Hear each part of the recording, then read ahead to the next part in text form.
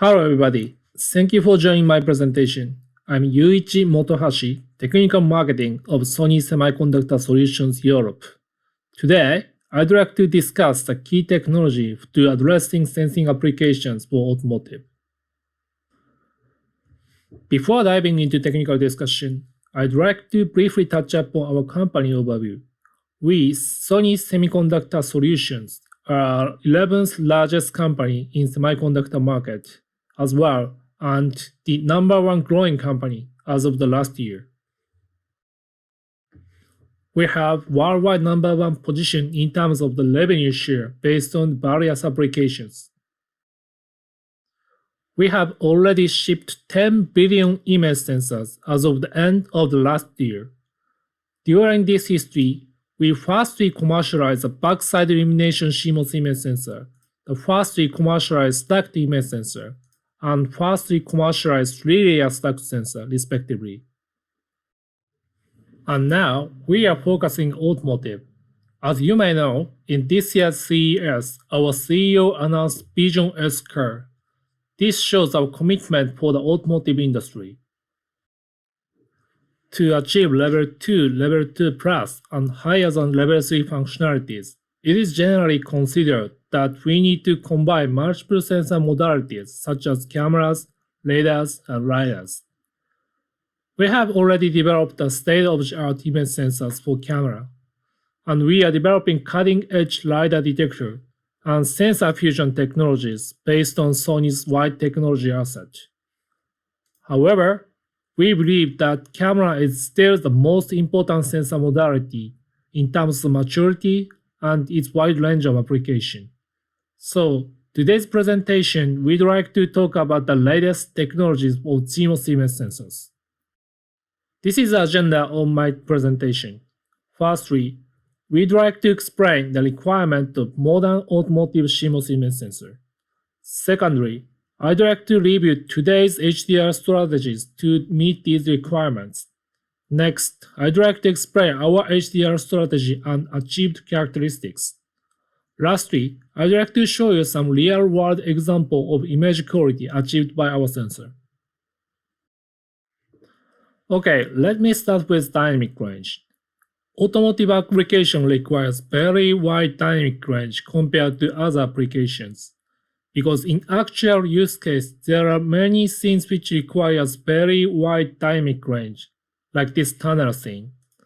So today, the 120 dB is very typical dynamic requirement for the automotive CMOS image sensors. Next requirement is LED-free communication. As you can see here, in the real world, there are many LED light sources, like this traffic sign, LED headlamp, and illumination in the downtown. The cause of flickering can be explained as a sampling problem. Usually, LEDs have some frequencies and duty cycle, as you can see here. In case our image sensor's exposure captures a pulsing period, we can capture the LED. But in case our exposure doesn't match it to the pulsing period, we will get this image. Therefore, to prevent the flickering, basic countermeasure would be to extend the exposure time longer than the light emitting period. For example, to capture 90 Hz frequency LED, we need to expand image sensor's exposure up to 11 milliseconds. Not to saturate the pixel under this long exposure, several techniques have been applied. Third requirement is an SNR at the very dark condition and composition point. SNR1, the luminance where the signal equals to the noise level, is a common indicator of low light performance. Low light performance is very important to multiple use cases, such as pedestrian detection in the night or the surround viewing application. Also, the SNR at the knee point is very important. This may be able to seen like this picture. Here, you can see the gap of SNR at the surface of the tunnel. This is caused by the SNR drop at the knee point, switching point to the next capture. This may lead to loss of the detection at the computer vision application. So SNR1 and knee point SNR is very important KPI. We have discussed regarding requirements. HDR, LFM, and SNR at the low light and knee point was very important KPIs. To fulfill these requirements, there are multiple HDR strategies. Here, I have summarized each HDR technology's characteristics in this table. The first one is conventional time-divided HDR. With this method, with simple circuit, 120 dB class dynamic range can be achieved. However, LFM cannot be realized with this technology. Also, because of the time difference of sampling, motion artifact may be the problem.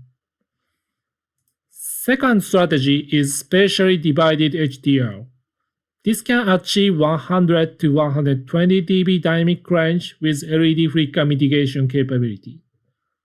However, in case dynamic range is extended aggressively, there might be some color problem. The third strategy is using in-pixel capacitor to accumulate overflow electrons from the photodiode. This can achieve LFM and there are no motion artifact issue. But just using this technology, dynamic range extension will be limited to around 20 dB.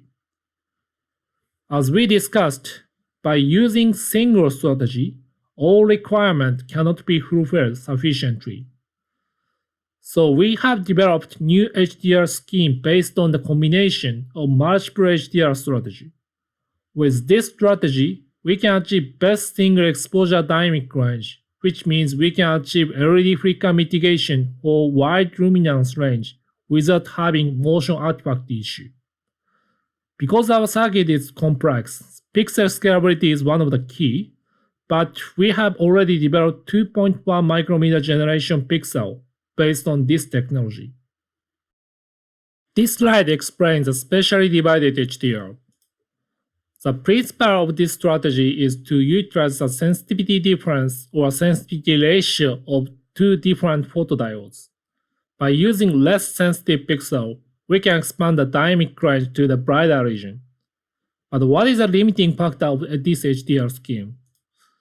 The major factor is the physical sensitivity ratio of these two photodiodes.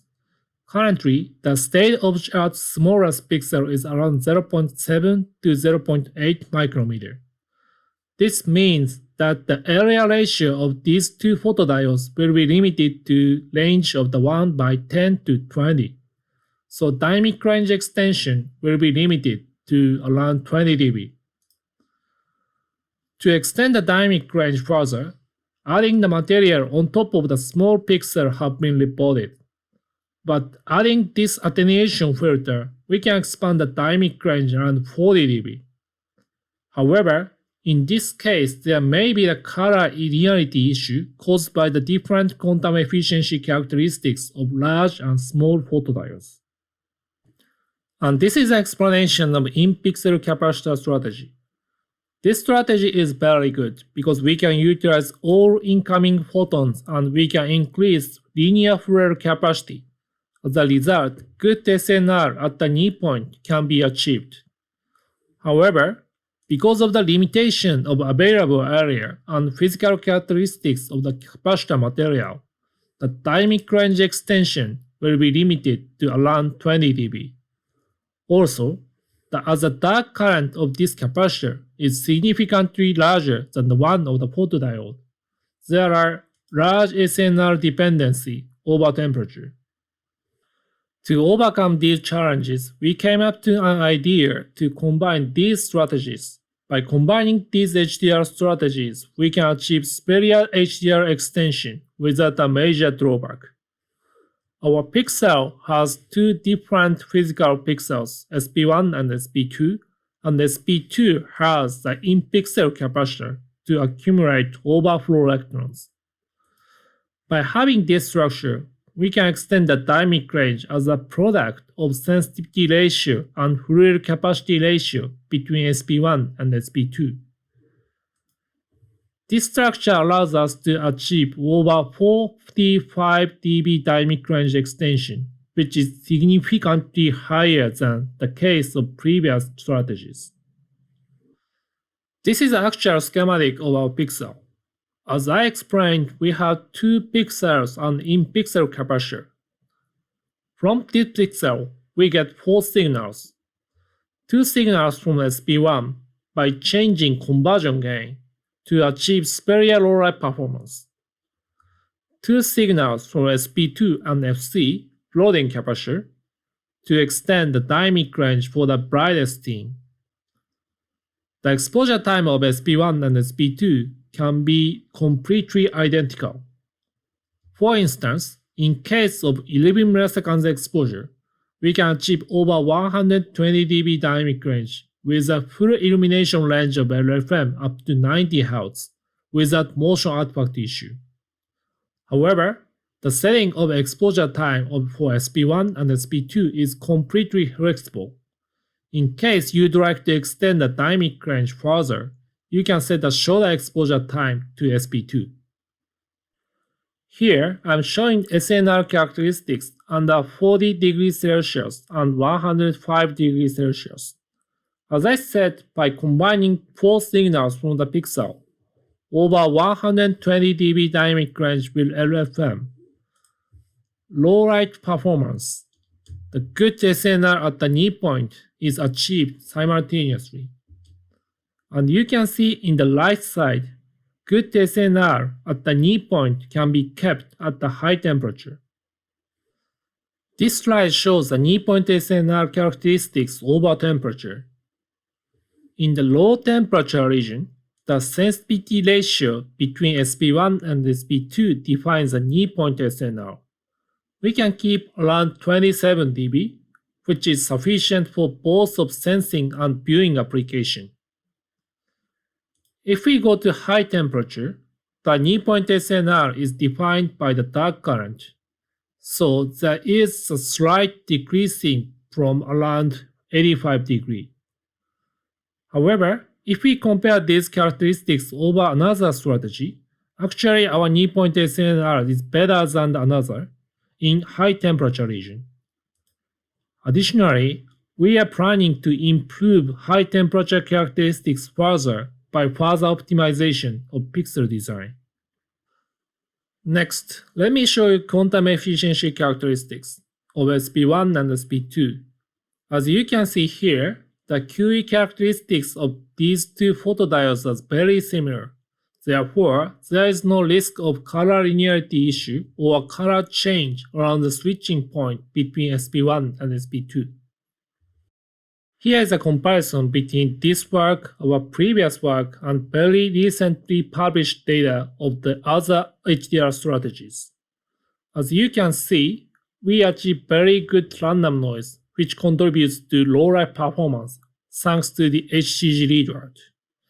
At the same time, we achieve best single exposure dynamic range among all automotive use case temperature region. Lastly, regarding knee point SNR, we achieve the best characteristics at high temperature range. So as a result, as I explained, the good low light sensitivity, single exposure dynamic range, and knee point SNR is achieved simultaneously. I'd like to show you real-world example of our image quality. The first demo is the low light performance. The scenery is extremely dark, about 0.05 lux. Even under such a low light condition, our image sensor can detect multiple objects like the car or the pedestrian. So you can realize how the low light performance of the image sensor affects your detection performance and how good our low light performance is. Next one is the image quality under high temperature condition. T junction equals to 100 degrees Celsius. As I explained at previous slide, our image sensor can keep good image quality under this harsh condition. Lastly, I'd like to show you our LED flicker mitigation capability. This is a recent E-Class of Mercedes. In the reference image, you can see the LED tail lamp is abnormally captured. On the other hand, our pixel can capture the LED tail lamp as the same as a human eye. Another example is the reflection of LED headlight. As this headlight is equipped LED, the reference sensor, the reflection looks very unnatural. Our pixel capture this scene very naturally, as you can see here.